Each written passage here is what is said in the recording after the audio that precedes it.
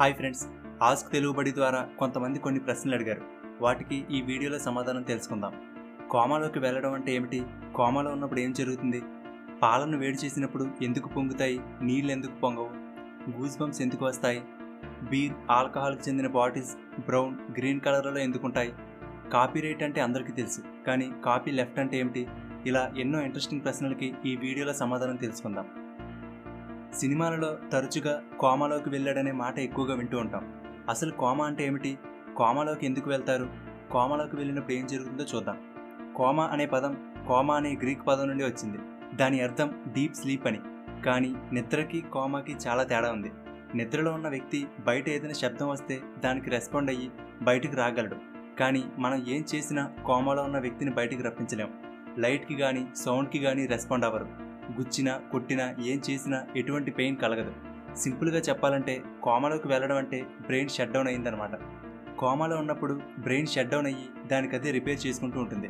అసలు కోమాలోకి వెళ్ళడానికి కారణం ఏమిటంటే మన బ్రెయిన్లో రెటిక్యులర్ యాక్టివేటింగ్ సిస్టమ్ లేదా ఆర్ఏఎస్ అనబడే ఒక సిస్టమ్ ఉంటుంది. ఇది మనం నిద్రలోకి వెళ్ళడానికి, మెలకువగా ఉండడానికి మధ్య ఉండే ఒక ఆన్ ఆఫ్ స్విచ్ లాంటిది.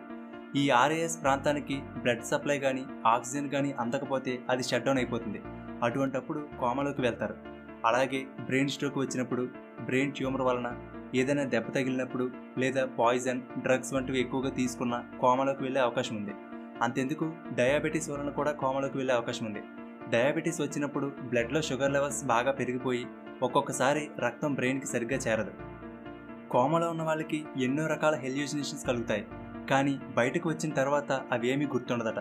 కోమాలో ఉన్నప్పుడు బ్రెయిన్ చాలా తక్కువ ఎనర్జీని ఉపయోగించుకుంటుంది. బయట ప్రపంచంతో సంబంధం పూర్తిగా తెగిపోతుంది. కోమాలోకి వెళ్ళినప్పుడు కొన్ని నిమిషాల నుండి కొన్ని సంవత్సరాల వరకు కూడా కోమాలో ఉండే అవకాశం ఉంది. సాధారణంగా ఈ టైం 2 నుండి 4 వారాల వరకు ఉంటుంది. ఒక పేషెంట్ ఎంత ఎక్కువ కాలం కోమాలో ఉంటే అతను కోమా నుండి బయటకు రావడానికి అంత ఎక్కువ టైం పడుతుంది. కోమాలో కూడా చాలా రకాలుంటాయి. Number 1, vegetative state. వెజిటేటివ్ స్టేట్లో ఉండే వ్యక్తిలో ఎటువంటి రెస్పాన్స్ ఉండదు, కానీ బాడీలో చిన్న చిన్న మూమెంట్స్ ఉంటాయి. అంటే ఆవలింతలు రావడం వంటివి అన్నమాట. అలాగే నార్మల్గా గాలి పీల్చుతూ ఉంటారు, హార్ట్ బీట్ జరుగుతుంది. అసంకల్పితంగా జరిగే కొన్ని పనులు అలా జరిగిపోతూనే ఉంటాయి. రెండోది డీప్ కోమా. ఈ స్టేట్లో ఉన్నవాళ్ళు అసలు ఎటువంటి రెస్పాన్స్ ఉండదు. చివరికి గాలి పీల్చడం, ఒక్కొక్కసారి హార్ట్ బీట్ కూడా మిషన్ల ద్వారా జరగవలసి ఉంటుంది. ఈ కోమాలోని కాన్షియస్నెస్ని చెప్పడానికి గ్లాస్గో కోమా స్కేల్ అని ఒకటి ఉంటుంది. దీనిలో 3 నుండి 15 వరకు స్కోర్ ఉంటుంది. దీనిలో 3కి దగ్గరగా ఉంటే అది డీప్ కోమా అని, అదే 15కి దగ్గరగా ఉంటే వాళ్ళు కొంచెం రెస్పాన్సివ్గా ఉన్నారని అర్థం. స్కేల్ మీద 3 నుండి 5 వరకు ఉండేవాళ్ళు కోమా నుండి బయటకు రావడానికి అవకాశం చాలా తక్కువగా ఉంటుంది. కానీ స్కేల్ మీద 11 నుండి 15 వరకు ఉండేవాళ్ళు కోమా నుండి బయటకు రావడానికి అవకాశం ఎక్కువగా ఉంటుంది. అయితే కోమా నుండి బయటకు తీసుకురావడానికి ఎటువంటి మెడిసిన్ లేదు. ఎప్పుడు వస్తారో ఎవరూ చెప్పలేము. బ్రెయిన్ దానికదే రీసెట్ అయిన తర్వాత కోమా నుండి బయటకు రావడం జరుగుతుంది. అమెరికాకు చెందిన ఎడ్వార్డా ఒబారా అనే మహిళ అయితే ఏకంగా 42 సంవత్సరాలు కోమాలోనే ఉంది. ఇప్పటి వరకు ఎక్కువ సమయం కోమాలో ఉన్న వ్యక్తి ఈవిడే. మనం తరచుగా చూస్తూ ఉంటాం, పాలను వేడి చేసినప్పుడు పాలు పొంగుతూ ఉంటాయి, కానీ నీళ్లు వేడి చేస్తే నీళ్లు పొంగవు. అసలు పాలు ఎందుకు పొంగుతాయి అనేది ఇప్పుడు చూద్దాం. నీటిని వేడి చేసినప్పుడు అది నీటి ఆవిరిగా మారి గాలిలో కలిసిపోతుంది. కానీ పాలలో కేవలం నీరు మాత్రమే కాదు, కొన్ని ఇతర పదార్థాలు కూడా ఉంటాయి. పాలలో 87% నీరు ఉంటే మిగిలిన 13% ప్రోటీన్లు, ఫ్యాట్స్, షుగర్స్ ఉంటాయి. మనం ఈ పాలను వేడి చేసినప్పుడు ఈ పాలలో ఉండే ఫ్యాట్, ప్రోటీన్లు పాల నుండి విడిపోతాయి. అవి పాల కన్నా తేలిగ్గా ఉండడం వల్ల మరుగుతున్నటువంటి పాల పైభాగానికి చేరుకుని అక్కడ ఒక పలచని క్రీమ్ లేయర్గా ఫామ్ అవుతుంది. కానీ పాలలో ఉండే నీరు వేడెక్కినప్పుడు ఆవిరిగా మారి పైకి వెళ్ళిపోవడానికి ప్రయత్నిస్తుంది. కానీ పైన ఫామ్ అయినటువంటి లేయర్ అనేది నీటి ఆవిరిని పైకి వెళ్ళనివ్వదు. ఇంకా వేడి పెరిగే కొద్దీ నీటి ఆవిరి పెరగడంతో ప్రెషర్ పెరిగి పైకి వెళ్ళడం కోసమని ఆ పై పొరని కూడా పైకి లేపేస్తుంది. అదే పాలను పొంగేలా చేస్తుంది. అందుకే చాలామంది పాలు పొంగుతున్నప్పుడు గరిటెతో తిప్పుతారు. అలా తిప్పినప్పుడు పైన ఏర్పడిన పొరకి రంధ్రం ఏర్పడడంతో లోపల ఏర్పడిన నీటి ఆవిరి పైకి వెళ్ళిపోవడానికి ఒక దారి దొరుకుతుంది. అప్పుడు పాలు పొంగకుండా ఉంటాయి. కానీ నీటిలో ఇటువంటి ఫ్యాట్స్ కానీ షుగర్స్ కానీ ఏమీ ఉండవు. కేవలం నీరు ఆవిరిగా మారి పైకి వెళ్ళి గాలిలో కలిసిపోతుంది. అందుకే నీళ్లు పొంగవు.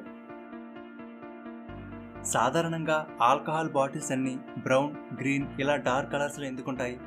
ఎందుకంటే సూర్యుడి నుండి వచ్చే లైట్, ముఖ్యంగా యూవీ రేస్ అనేవి ఎక్కువసేపు ఈ లోపల ఉన్న బీర్కి కానీ ఇతర కొన్ని రకాల ఆల్కహాల్స్లోకి ఎంటర్ అయితే బీర్లో ఉండే యాసిడ్స్ విచ్ఛిన్నమయ్యి ఆల్రెడీ ఆల్కహాల్లో ఉండే సల్ఫర్తో కలిసిపోయి ఒక రకమైన చెడు వాసన వస్తుంది.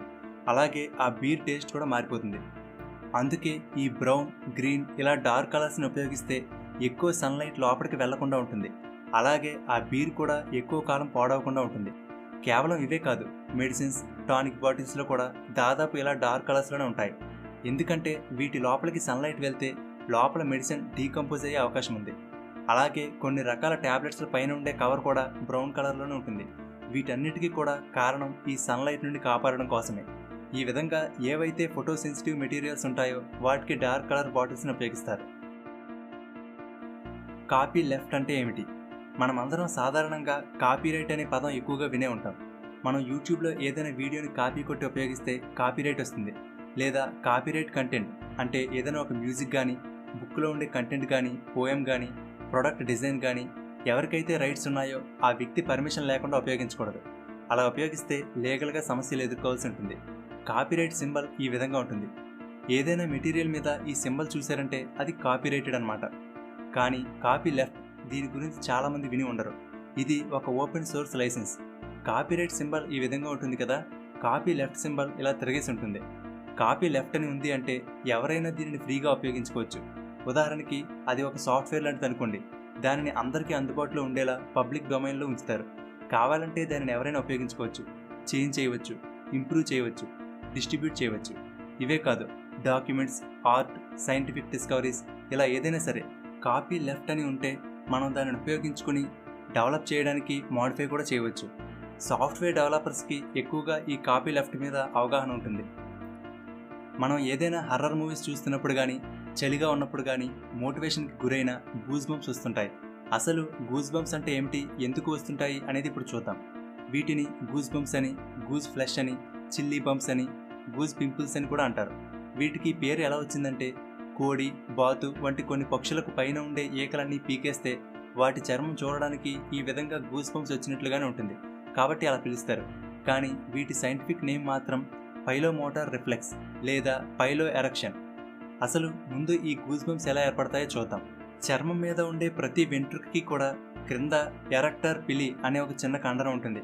ఎప్పుడైతే ఈ కండరాలు సంకోచిస్తాయో అప్పుడు అక్కడి చర్మం దగ్గరకు వచ్చి వెంట్రుకలు పైకి లేస్తాయి. ఎప్పుడైతే ఈ కండరాలు రిలాక్స్ అవుతాయో మళ్ళీ వెంట్రుకలు డౌన్ అవుతాయి. ఏదైనా ప్రమాదం ఏర్పడినప్పుడు కానీ, భయం కలిగినప్పుడు కానీ మన మూత్రపిండాల పైన ఉండే ఎడ్రినల్ గ్లాండ్స్ ఎడ్రినలిన్ అనే హార్మోన్ని రిలీజ్ చేస్తాయి. ఆ హార్మోన్ రక్తంలో కలిసి బాడీ అంతా ప్రవహించి చర్మం కింద ఉన్న ఈ చిన్న చిన్న కండరాలను సంకోచించేలా చేస్తాయి. ఆ కండరాలు సంకోచించినప్పుడు వెంట్రుకలు పైకి స్ట్రైట్గా నిలబడతాయి. అసలు ఈ గూస్ బంప్స్ ఎందుకు వస్తాయంటే ఒంటి నిండా జుట్టు ఉండే చాలా జంతువులు ఏదైనా ప్రమాదం ఏర్పడినప్పుడు లేదా వాటి శత్రువులు ఎదురుపడినప్పుడు వాటి శరీరం మీద ఉండే వెంట్రుకలు స్ట్రైట్గా లేస్తాయి. దీనివలన అవి కొంచెం పెద్దగా కనపడి ఎదుటి జంతువులను భయపెడతాయి. అలాగే చలి నుండి కాపాడుకోవడానికి కూడా ఈ వెంట్రుకలు లేచి ఉంటాయి. ఇలా పైకి లేచిన జుట్టు చర్మానికి బయట చల్లటి వాతావరణానికి మధ్య ఒక లేయర్లా ఉంటుంది. ఇప్పుడు గాలి అనేది ఈ వెంట్రుకల మధ్యలో ట్రాప్ అవడం వల్ల బాడీ కొంచెం వేడిగా ఉంటుంది. చాలా జంతువుల మాదిరిగానే పూర్వం ఆది మానవులకు కూడా చలి నుండి కాపాడుకోవడం కోసం ఒంటి నిండా జుట్టు ఉండేది. వాళ్ళకి చలిగా ఉన్నప్పుడు ప్రమాదం ఏర్పడినప్పుడు ఈ గూస్ బంప్స్ వచ్చేవి.